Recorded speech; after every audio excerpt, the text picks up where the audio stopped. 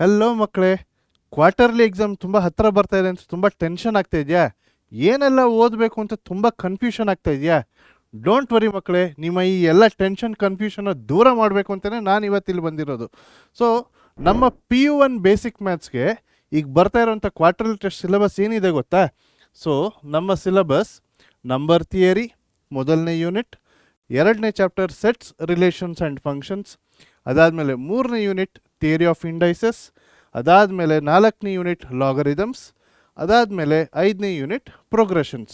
So these are the 5 units ನಮ್ಮ first quarterly ಟೆಸ್ಟ್ಗೆ ಇರೋದು. ಓಕೆನಾ?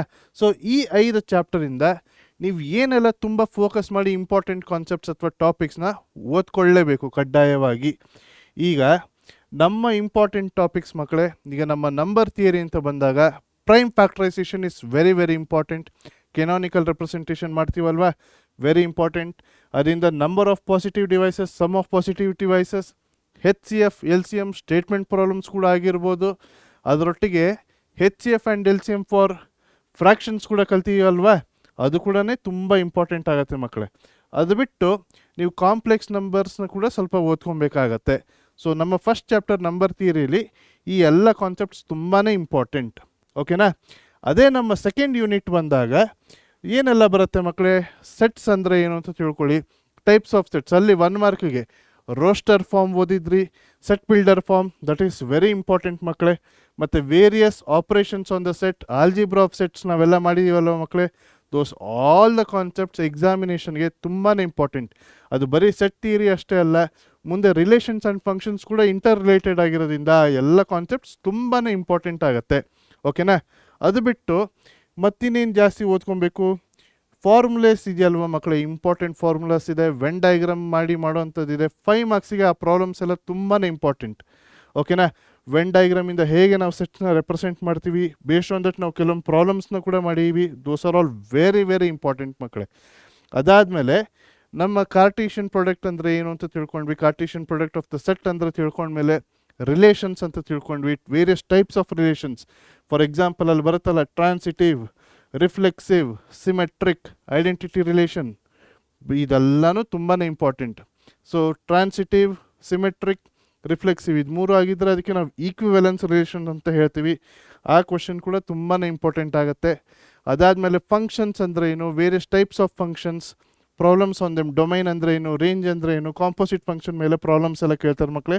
These are all some of the important concepts and the questions.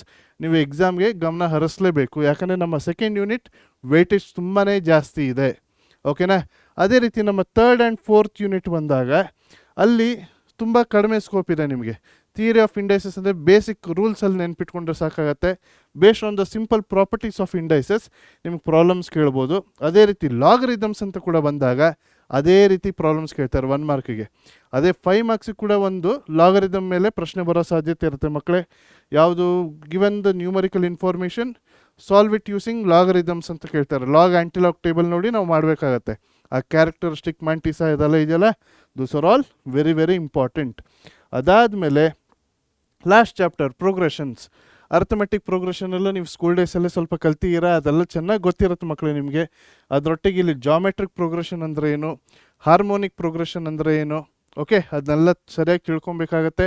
ಮತ್ತು sum of n terms, arithmetic progression ಆಗಿರಲಿ, geometric progression ಆಗಿರಲಿ, ಮತ್ತು sum of infinite terms, ಆ series infinite series ಇದ್ದರೆ ಅದಕ್ಕೆ ಹೇಗೆ ಸಮ್ ಕಂಡು ಹಿಡಿಯೋದು, those are all standard questions ಮಕ್ಕಳೇ ಅದೆಲ್ಲನೂ. ಮತ್ತು relation between arithmetic, geometric and harmonic mean, ಇದು ಕೂಡ some of the important concept ಆಗುತ್ತೆ ಈಗ ನೀವು ಬರ್ತಾ ಇರೋಂಥ ಎಕ್ಸಾಮಿನೇಷನ್ಗೆ. ಓಕೆನಾ? ಸೊ ಇಷ್ಟೊಂದೆಲ್ಲ ಕಾನ್ಸೆಪ್ಟ್ಸ್ ಇದೆ, ಇದನ್ನೆಲ್ಲ ನಾವು ಹೇಗೆ ಓದ್ಕೊಳ್ಳೋದು ಒಂದೇ ಸತಿ ಅಂತ ನಿಮ್ಗೆ ಟೆನ್ಷನ್ ಆಗ್ತಾ ಇದೆಯಾ? ಡೋಂಟ್ ವರಿ ಮಕ್ಕಳೇ, ಅದಕ್ಕಂತಲೇ ನಾವು ಪರೀಕ್ಷೆ ಅವರು ನಿಮಗೋಸ್ಕರ ಪವರ್ ಪ್ಯಾಕ್ಟ್ ಸೀರೀಸ್ನ ಹೊರಗೆ ತರ್ತಾ ಇದ್ದಾರೆ. ಇಲ್ಲಿ ನಾವೇನು ಮಾಡ್ತಾ ಇದ್ದೀವಿ, ಪ್ರತಿಯೊಂದು ಸಬ್ಜೆಕ್ಟ್ಗೂ ಡೆಡಿಕೇಟೆಡ್ ಪ್ಲೇಲಿಸ್ಟ್ನ ತಯಾರು ಮಾಡಿದ್ದೀವಿ. ನೀವು ಅಲ್ಲೇನು ಮಾಡ್ಬೋದು, ಬಂದು ಫಾರ್ ದ ರೆಸ್ಪೆಕ್ಟಿವ್ ಸಬ್ಜೆಕ್ಟ್ ಎಲ್ಲ 1 ಶಾಟ್ ವೀಡಿಯೋಸ್ನ ನೋಡಿ ಚೆನ್ನಾಗಿ ಎಲ್ಲ ಕಾನ್ಸೆಪ್ಟ್ನ ಸುಲಭವಾಗಿ ಕಲ್ತ್ಕೊಬೋದು. ಸೊ ಇದು ನಿಮ್ಗೆ ಎಲ್ಲಿ ಸಿಗುತ್ತೆ, PUC ಅಟ್ ಪರೀಕ್ಷೆ ಕಾಮರ್ಸ್ ಯೂಟ್ಯೂಬ್ ಚಾನಲಲ್ಲಿ ಎಲ್ಲನೂ ಸಿಗುತ್ತೆ. ಓಕೆನಾ? ಇದಷ್ಟೇ ಅಲ್ಲ ಮಕ್ಕಳೇ, ನೀವು ಎಕ್ಸಾಮಲ್ಲಿ ಚೆನ್ನಾಗಿ ಸ್ಕೋರ್ ಮಾಡಬೇಕಂತಾನೆ ನಾವು ಪರೀಕ್ಷೆ ಪವರ್ ಶೀಟ್ಸ್ನ ಕೂಡ ಹೊರಗೆ ತಂದೀವಿ ಮಕ್ಕಳೇ. ಇಲ್ಲೇನು ಮಾಡ್ತಾಯಿದ್ವಿ, ಈ ಪರೀಕ್ಷೆ ಪವರ್ ಶೀಟ್ ಅಂದರೆ it is a sample question paper, ಅದರ ಒಟ್ಟಿಗೆ ಸೊಲ್ಯೂಷನ್ಸ್ ಕೂಡ ನಾವು ಕೊಡ್ತಾ ಇದ್ದೀವಿ. ಸೊ ಹಿಂದೆ ನೀವು ಪರೀಕ್ಷೆ ಆ್ಯಪ್ನ ಕೂಡ ಡೌನ್ಲೋಡ್ ಮಾಡ್ಕೊಳ್ಳಿ. ಈ ಪರೀಕ್ಷೆ ಪವರ್ ಶೀಟ್ಸ್ನ ನೀವು ಡೌನ್ಲೋಡ್ ಮಾಡಿಕೊಂಡು ಇವತ್ತಿನಿಂದನೇ ಪ್ರಾಕ್ಟೀಸ್ ಮಾಡೋಕ್ಕೆ ಸ್ಟಾರ್ಟ್ ಮಾಡಿ ಮಕ್ಕಳೇ. It will help you a lot.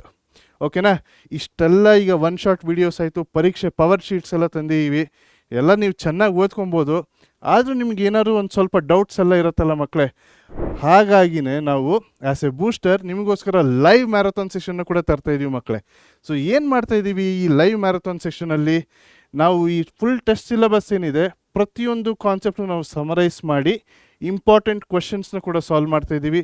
ಮತ್ತು ಎಕ್ಸಾಮ್ ಬೇಕಾಗಿರೋಂಥ ಇಂಪಾರ್ಟೆಂಟ್ ಸ್ಟ್ರಾಟಜೀಸ್ನ ಕೂಡ ಹೇಳ್ಕೊಡ್ತೀವಿ. ಅಷ್ಟೇ ಅಲ್ಲ, ನಿಮಗೆ ಏನೇ ಡೌಟ್ ಇದ್ದರೂ ಆ ಡೌಟ್ಸ್ನ ಕೂಡ ಎಲ್ಲ ಕ್ಲಿಯರ್ ಮಾಡ್ತೀವಿ.